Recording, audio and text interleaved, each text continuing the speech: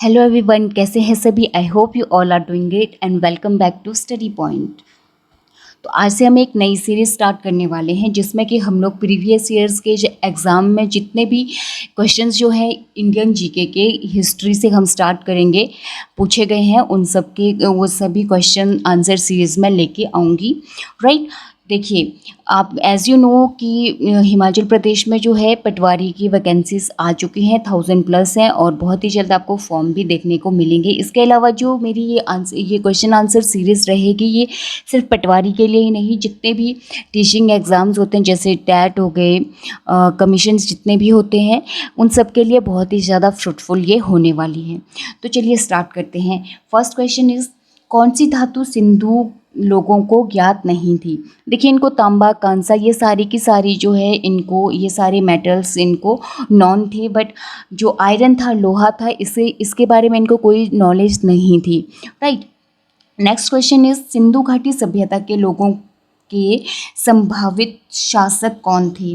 ये संभावित मतलब संभावना जिसकी की जा रही है, प्रमाण नहीं है इसका, पर संभावना ये जताई जा रही है कि जो सिंधु घाटी सभ्यता के लोग हैं उन पे जो शासन था वो ज़्यादा व्यापारियों के द्वारा किया जाता था।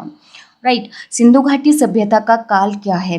तो इसका जो काल है सिंधु घाटी सभ्यता का 2500 to 1700 BC।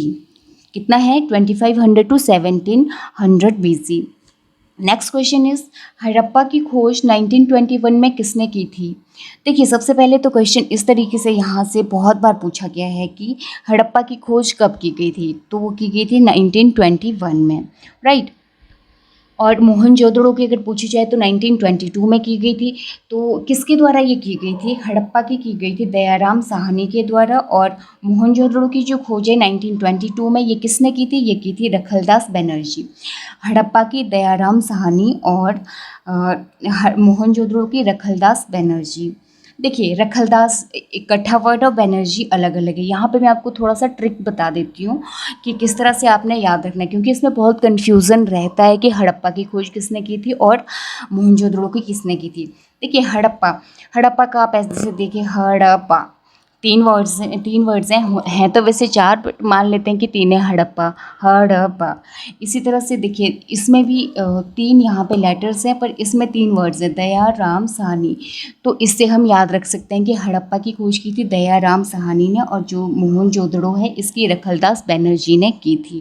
Right, now next question is, सब सिंधु अर्थव्यवस्था की ताकत क्या थी। देखिए, सिंधु के जो लोग थे ये बहुत ही ज़्यादा एग्रीकल्चर करते थे, तो इनकी जो मेन ताकत थी, वहीं से इनको आय होती थी, इनकम होती थी, वो क्या थी? कृषि। इसके साथ साथ ये पशुपालन भी करते थे, बट इनका मेन सोर्स पशुपालन नहीं था, वैसे मेन सोर्स इनका कृषि ही था। Right, next question is, Mohenjodaro का स्थानीय नाम क्या है। मोहनजोदड़ो का जो स्थानीय नाम है, मतलब लोकल लैंग्वेज में इसको कहा जाता है मृतकों का टीला। राइट, सिंधु सभ्यता में वृहद स्नानागार किस स्थान पर पाया गया है? इंपॉर्टेंट है, तो ये पाया गया है मोहनजोदड़ो में। सिंधु घाटी सभ्यता के किस स्थान पर बंदरगाह के साक्ष्य मिले हैं? तो ये मिले हैं लोथल में। नेक्स्ट, चावल की खेती का हड़प्पा के किस स्थान से संबंध है? तो ये संबंध है लोथल से। मीन्स लोथल जो है, देखिए एक क्वेश्चन यहाँ से ये भी आता है कि लोथल जो है ये कौन से राज्य में था या राज्य में है, तो ये है गुजरात में। राइट, और चावल की खेती के साक्ष्य हमें मिले हैं, वो कहाँ से मिले हैं? लोथल से ही मिले हैं। धौलावीरा स्थित है गुजरात में। धौलावीरा और लोथल ये दोनों के दोनों कहाँ पे स्थित है? गुजरात में। इसी के साथ साथ आपको कालीबंगन भी पूछ लिया जाता है, तो वो स्थित है राजस्थान में। Right, next question is, Harappa सभ्यता के किस स्थल पर घोड़े के अवशेष मिले हैं? तो हड़प्पा सभ्यता के जो हड़प्पा सभ्यता में घोड़े के अवशेष जो मिले हैं सुरकोटड़ा में मिले हैं। बहुत इंपॉर्टेंट क्वेश्चन है, घोड़े के अवशेष कहाँ मिले हैं? सुरकोटड़ा में मिले हैं हड़प्पा सभ्यता में। हड़प्पा सभ्यता कैसी थी? हड़प्पा सभ्यता में देखिए, नेक्स्ट क्वेश्चन जो है, हड़प्पा सभ्यता में नगरीकरण बहुत ज़्यादा हुआ था। राइट, यहाँ पे गांव वगैरह की उनका ज़्यादा वो नहीं था, यहाँ पे नगरीकरण में इन लोगों ने बहुत ज़्यादा ध्यान दिया था। उस पूरा स्थल का नाम क्या है जहाँ पर हड़प्पा कालीन जुते हुए खेत के प्रमाण मिले हैं? हड़प्पाकालीन जुते हुए खेत के जो प्रमाण मिले हैं, ये मिले हैं कालीबंगा या फिर कालीबंगन में, जो कि कहाँ पे है, राजस्थान में। और इसके अलावा कालीबंगा जो है ये किस चीज़ के लिए फेमस है, ये काली चूड़ियों के लिए फेमस है। देखिए इसके नाम से पता लग रहा है, काली प्लस बंगा, बंगा बंगा हम लोग लोकल लैंग्वेज में बोलते हैं काली चूड़ियाँ, राइट। पशुपति महादेव की मोहर किस सभ्यता की परिचायक है। देखिए पशुपति महादेव की जो मोहर होती थी वो लगी होती थी सिंधु घाटी सभ्यता में, और इसलिए ये सिंधु घाटी सभ्यता की परिचायक है। नेक्स्ट क्वेश्चन है, सिंधु घाटी सभ्यता की जानकारी कहाँ से मिलती है। देखिए जो सिंधु घाटी सभ्यता है इसकी जानकारी मिलती है पुरातात्विक उत्खनन से। नेक्स्ट क्वेश्चन इज, हड़प्पाकालीन लोगों ने नगरों व घरों के विन्यास के लिए कौन सी पद्धति अपनाई थी। तो हड़प्पाकालीन जो लोग थे उन्होंने नगरों और घरों के विन्यास के लिए देखिए कौन सी पद्धति अपनाई थी, ग्रेड पद्धति इन्होंने अपनाई थी, बहुत ही इंपॉर्टेंट है ये। सिंधु घाटी सभ्यता की लिपि क्या थी। सिंधु घाटी की जो सभ्यता की जो लिपि है वो आजकल पढ़ी ही नहीं जा सकी, जितने भी अभिलेख शिलालेख मिले हैं यहाँ से अभी तक वो पढ़े ही नहीं जा सके, इसलिए इसकी जो लिपि है वो क्या है, अज्ञात है। नर्तकी की कांस्य मूर्ति कहाँ से मिली है, मतलब डांसिंग गर्ल जो है इसकी जो कांस्य मूर्ति है ये मोहनजोदड़ो से मिली है। देखिए क्वेश्चन यहाँ से एक तरीके से और भी बनता है, जो नर्तकी की डांसिंग गर्ल की जो मूर्ति थी वो किस चीज़ की बनी थी, तो वो कांसे की बनी हुई थी, वो कांसे की मूर्ति थी। ये क्वेश्चन भी बहुत बार एग्जाम में पूछा गया है। नेक्स्ट क्वेश्चन इस कालीबंगन का अर्थ क्या है, तो इसका अर्थ है काली चूड़ियाँ। सिंधु घाटी सभ्यता में भवन निर्माण होता था। देखिए बहुत इंपॉर्टेंट क्वेश्चन है, मल्टीपल टाइम्स ये हर एक एग्ज़ाम में रिपीट हुआ है। जो सिंधु घाटी सभ्यता के जो भवन होते थे, घर होते थे, वो पकी हुई मिट्टी की ईंटों के होते थे।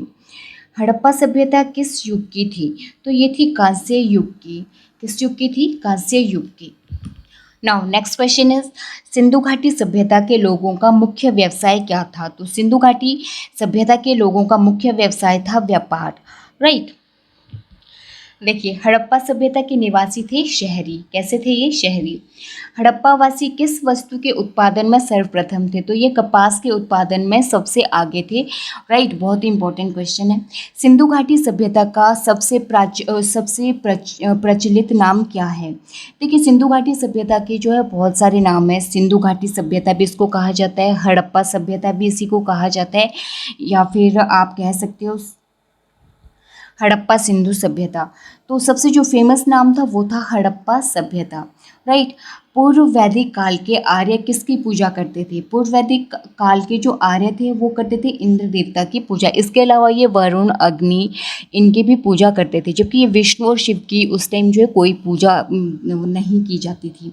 चारों वेदों में सबसे पुराना वेद कौन सा है, तो वो है ऋग्वेद। और सबसे नया वेद कौन सा है चारों वेदों में, अथर्ववेद। आपको पता होना चाहिए कि सबसे कितने वेद हैं, तो 4 वेद हैं। कौन कौन से, ऋग्वेद, यजुर्वेद, सामवेद और अथर्ववेद। सबसे नया है अथर्ववेद, काफ़ी बाद में आया है, 3 वेदों के बाद ये। और सबसे जो पहला वेद है वो कौन सा है, सबसे पुराना और प्राचीन वेद Rigveda, right. Now next question, Gayatri Mantra किस देवता को समर्पित है, तो ये है सूर्य देवता को समर्पित। संस्कृत शब्द वेद का क्या अर्थ है, इसका अर्थ होता है नॉलेज, मीन्स ज्ञान, राइट। ऋग्वेद में कितने श्लोक हैं, तो इसमें श्लोक है 1024, 1024 श्लोक हैं ऋग्वेद में। पुराणों की संख्या कितनी है, तो पुराणों की संख्या 18 है। विश्वतारा, विश्वला और घोषा किस काल की विदुषी महिलाएं थी, इंपॉर्टेंट क्वेश्चन है। तो ये थी वैदिक काल की विदुषी महिलाएं। विद्वान का जो प्लूरल होता है वो विदुषी होता है, राइट। तो नेक्स्ट क्वेश्चन इज, उपनिषद कितने हैं, तो उपनिषदों की संख्या 108 है, यानी कि 108 है। नेक्स्ट क्वेश्चन इज, आर्य भारत में कहाँ से आए थे, तो आर्य भारत में आए थे मध्य एशिया से। आर्यों की भाषा, तो इनकी भाषा है संस्कृत, वेरी इंपॉर्टेंट। आए कहाँ से थे, मध्य एशिया से, और भाषा इनकी कौन सी है, संस्कृत है। नेक्स्ट इज, आर्यों की जीविका का मुख्य साधन क्या था, तो इनकी जीविका का मुख्य साधन था कृषि। नेक्स्ट क्वेश्चन, पांडुलिपि क्या है, पांडुलिपि एक हस्तलिखित लेख है। महाभारत में कितने श्लोक हैं, महाभारत में है 1 लाख श्लोक हैं। कहाँ पर, किस में, महाभारत में, राइट।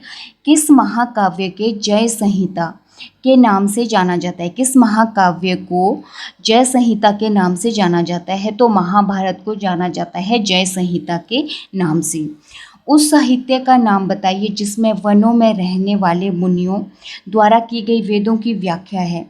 तो उसका नाम है अर्णक्य। अर्णक्य क्या नाम है? अर्णैक। ठीक है।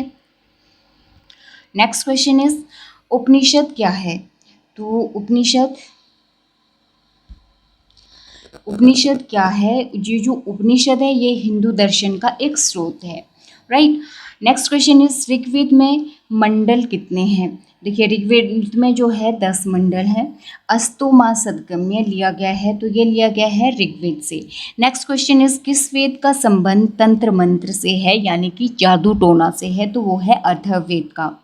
किस नदी को ऋग्वेद में नदीतम कहा गया है? वेरी इंपॉर्टेंट, तो ये कहा गया है सरस्वती नदी को।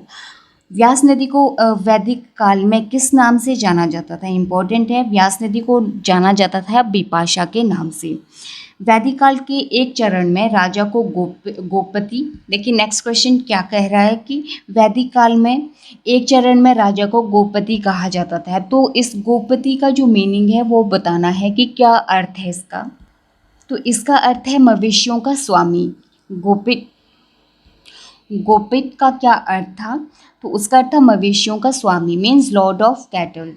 आपको पता ही है कि उस टाइम जो है ये जो वैदिक काल था यहाँ पे पशुपालन बहुत ज़्यादा होता था।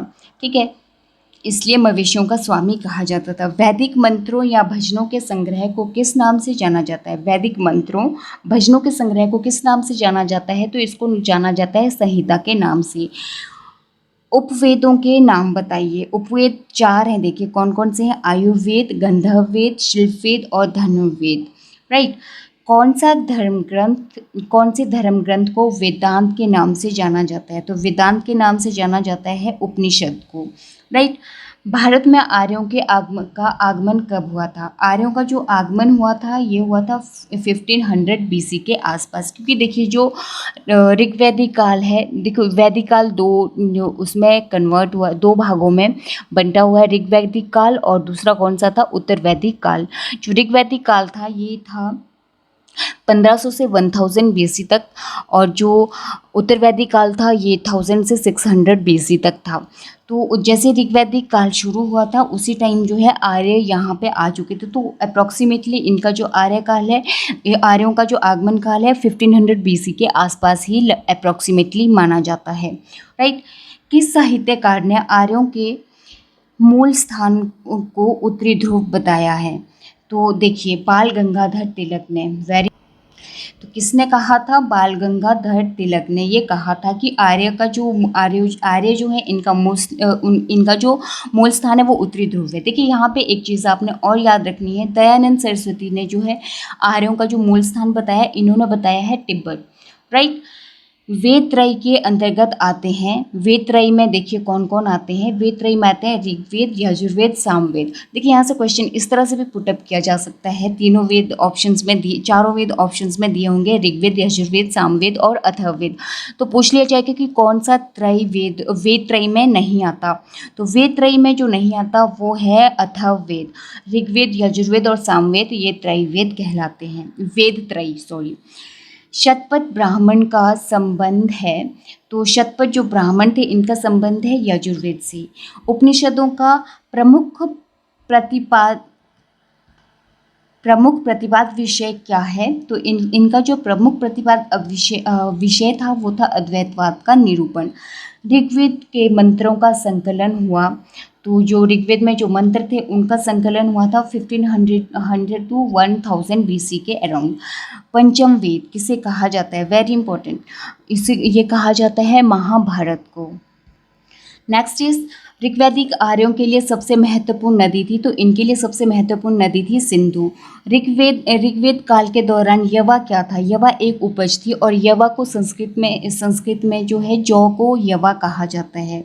तो एक उपज थी ये, यानी कि जौ था ये, और इसी को संस्कृत में कहा जाता है यवा। वैदिक काल के दौरान भारत के मूल निवासी क्या कहलाते थे? तो ये कहलाते थे दस्यु। ऋग्वेद युद्ध के दौरान आर्यों के भगवान थे इंद्र, वरुण, वायु, अग्नि। राइट। ऋग्वेद में गौ शब्द का उल्लेख कितनी बार मिलता है? तो गौ शब्द का जो उल्लेख है ये ऋग्वेद में मिलता है 176 times, right. Now next question is, Rigveda में वर्णित दशराज युद्ध संपन्न हुआ था रावी नदी के तट पर। ये जो दशराजन युद्ध है, ये जो बहुत ही फेमस ये भी युद्ध भी है, आपको पता होगा, ऑलरेडी हम लोगों ने ये HPGK में डिस्कस किया हुआ है, राइट। ऋग्वेद में वर्णित दशराजन युद्ध का समापन किस नदी के किनारे हुआ था? रावी नदी के तट पर ये हुआ था, किनारे में। Now next question is, Rigveda में वर्णित अमस शब्द का अर्थ क्या है? तो इसका अर्थ है तांबा या कांसा। नेक्स्ट इज, ऋग्वैदिक काल में महिलाएं भाग लेती थी। महिलाओं की जो पार्टिसिपेशन रहती थी वो सभा और विदत में रहती थी। हल के काल में प्रथम बार उल्लेख हुआ है। हल के काल का प्रथम बार उल्लेख कहाँ पे हुआ है? ऋग्वेद में हुआ है।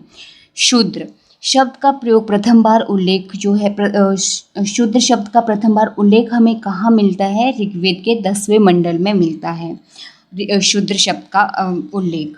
नेक्स्ट क्वेश्चन इज, ऋग्वैदिक काल में बलि थी। ऋग्वैदिक काल में बलि क्या थी? ऋग्वैदिक काल में जो बलि थी क्या था? प्रजा द्वारा स्वेच्छापूर्ण दिया गया कर जो कि राजा को दिया जाता था, उसी को बलि कहा जाता था। पर आगे चलते चलते आज के संदर्भ में आप देख ही सकते हो कि बलि के क्या मायने रह गए हैं और क्या बलि थी। बलि अपनी तरफ से एक चढ़ावा दिया जाता था अपनी श्रद्धा से राजा को, अपने इष्ट को, बट आगे चलकर इसका नाम ही परिवर्तित कर दिया। उसमें पशु की बलि, मानव की बलि, ऐसे जो है बलियाँ चढ़ने लगी, राइट। चलिए नेक्स्ट क्वेश्चन अब देखते हैं, युग क्या था? युग जो है याज्ञिक स्तंभ था। क्या था? याज्ञिक स्तंभ। नाउ नेक्स्ट वन इज, जंगल की देवी अर्णिमानी का प्रथम उल्लेख मिलता है ऋग संहिता में। नेक्स्ट क्वेश्चन इज, पूर्व वैदिक काल में कोई नियमित कर नहीं था। नियमित कर नहीं था, क्यों नहीं था? क्योंकि लोग जो है एक स्थायी स्थान पर नहीं रहते थे, घुमंतु प्रकार के थे, एक स्थान से दूसरे स्थान तक ये घूमते ही रहते थे, तो स्थायी कर लगाने का यहाँ पे मतलब ही नहीं बनता था, राइट। नेक्स्ट इज, ऋग्वेद में संपत्ति का मुख्य रूप क्या था? तो ये था गोधन।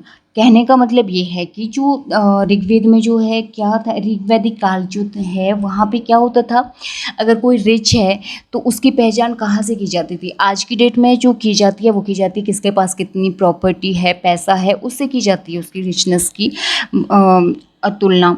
बट जो ऋग्वैदिक काल थे वहाँ पे जिसके पास जितनी ज़्यादा गायें होंगी वो उतना अमीर होगा, इससे तुलना की जाती थी। कहा जाता था कि इससे इसके पास ज़्यादा संपत्ति है, राइट। नेक्स्ट इस आर्यों के बारे में किनके लेख अत्यधिक प्रसिद्ध व मानक समझे जाते हैं? तो वो समझे जाते हैं बाल गंगाधर तिलक के, इम्पॉर्टेंट है। हिंदू नियम प्रतिपादित किया, तो हिंदू नियम जो था इसको प्रतिपादित करने वाले थे मनु। ऋग्वैदिक संस्कृति का मुख्य केंद्र था, जो ऋग्वैदिक संस्कृति है इसका जो मुख्य केंद्र था वो था सिंधु गंगा क्षेत्र। तो ये थे आज के क्वेश्चंस जिसमें हम लोगों ने जो हड़प्पा सभ्यता थी यानी कि सिंधु घाटी सभ्यता थी, और जो वैदिक काल था उससे रिलेटेड जितने भी इम्पोर्टेंट क्वेश्चंस थे वो सारे के सारे हमने यहाँ पे डिस्कस किए हैं। तो नेक्स्ट वीडियो में मिलते हैं एक नई क्वेश्चन आंसर सीरीज़ के साथ। तब तक के लिए थैंक यू।